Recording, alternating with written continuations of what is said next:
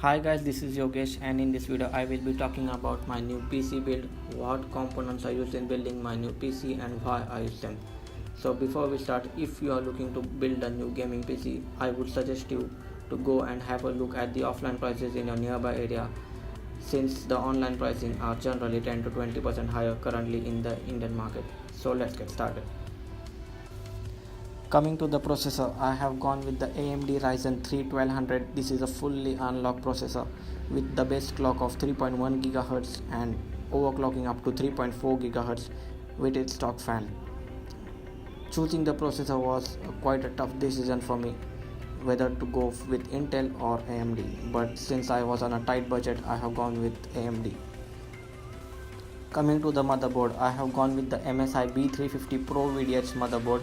It has 4 RAM slots and supports up to 32GB of DDR4 RAM. It also supports high-end graphics cards.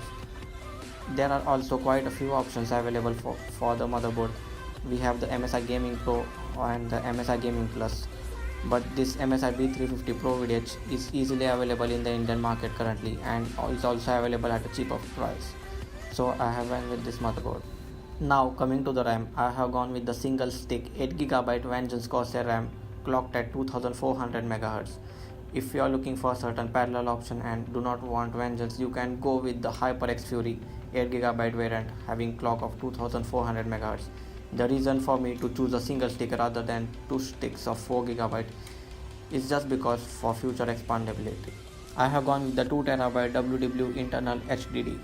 Now some of you might be wondering why I haven't chosen SSD. Just because of my storage requirements and also the pricing.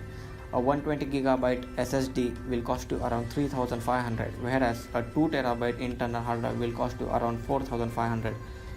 If you are not on a tight budget and if your storage requirements are limited, you can definitely have a look at the 256GB SSD. Graphics card. I have gone with the MSI 1050 Ti OC Edition 4GB DDR5 graphics card. Certain parallel options to this are the Zotac 1050 Ti OC Edition or the Asus 1050 Ti OC Edition. I have gone with MSI because it performs slightly better compared to the Asus or Zotac.